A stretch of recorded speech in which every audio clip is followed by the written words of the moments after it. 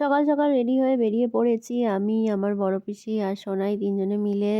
এখন কিনছি মিষ্টির দোকান থেকে মিষ্টি আর ফুল মালা সব কিনে নিয়ে এবার বেরিয়ে পড়েছি। কোথায় যাচ্ছি বলো তো? আজকে ছিল সরস্বতী পুজো, তো সরস্বতী পুজোর দিন আমাদের বাড়ি যেহেতু পুজো হয় না, সেহেতু আমার পিসির বাড়ি পুজো হয়।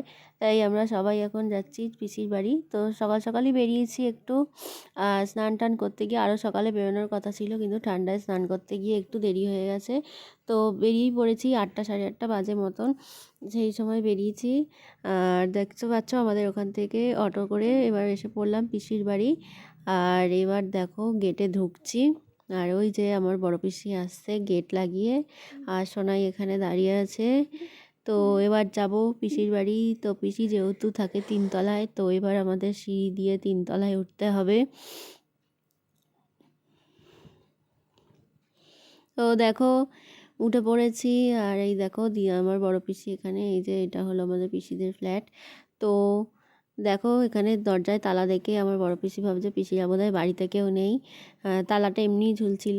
তো দেখো বেল বাজাতে পিসি বেরিয়ে এসছে। আর দেখতেই পাচ্ছ এবার আমরা যাব ভেতরে। তো ঢুকে পড়েছি। আর এই দেখো ঘরে এসে দেখি সরস্বতী পুজোর রেডি, সব কিছুই রেডি। রাত্রেবেলায় পিসমশাই আর ভাই মিলে ঠাকুরটাকে খুব সুন্দর করে সাজিয়ে রেখেছে। আর মোটামুটি জোগাড় হয়েই ছিল, সব কিছুই জোগাড় হয়ে গেছিলো, খালি ঠাকুরমশাই আসলে ফলটা কেটে দেওয়ার বাকি ছিল। আর মোটামুটি সব কিছুই জোগাড় হয়ে গেছিলো। আর এই দেখো আমাদের সোনাই এসেই বদমাইশি করা শুরু করে দিয়েছে। ওর ছদ্দিদানের বাড়ি সব কিছুই ওর ভালো লাগে। ও সব কিছুই মা খালি বলছে, মা দেখো ছদ্দিদানের এটা কি সুন্দর, ওটা কি সুন্দর, সব কিছুই ভালো লাগে ছদ্দিদান বাড়ির। তো এই দেখো একটু আমাকেও দেখালাম। তো কেমন লাগছে আমাকে অবশ্যই তোমরা কমেন্ট করে জানিও। আজকে যেদিকেই তাকাচ্ছি সেদিকেই দেখছি সব কিছুই বাসন্তী বাসন্তী। অনেকেই বাসন্তী শাড়ি পরে ঘুরছে, ফুলের মালা বাসন্তী, সব কিছুই বাসন্তী, ঠাকুরের শাড়ি পর্যন্ত বাসন্তী। তো দেখো এটা হলো আমাদের পিসিদের আগের বছরের ঠাকুরটা।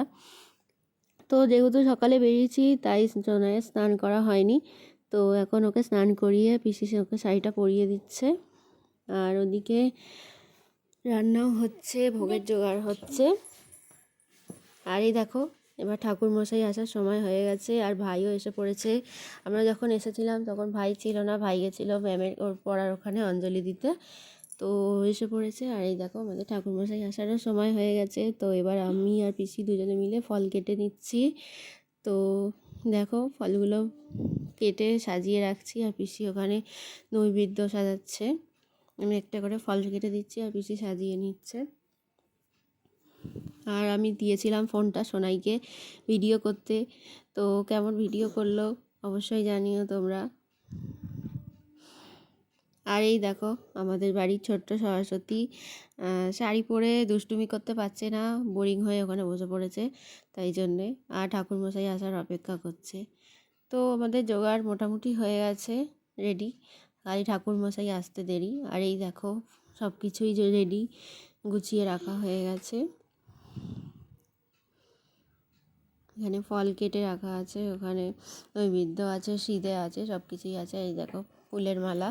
আর এই যে সাদা ফুলগুলো আমি বাড়ি থেকে নিয়ে এসেছি, তোমাদের দেখিয়েছিলাম আমাদের বাড়ির সাদা ফুলের গাছটা, তো সেখান থেকেই নিয়ে এসেছি সাদা ফুলগুলো।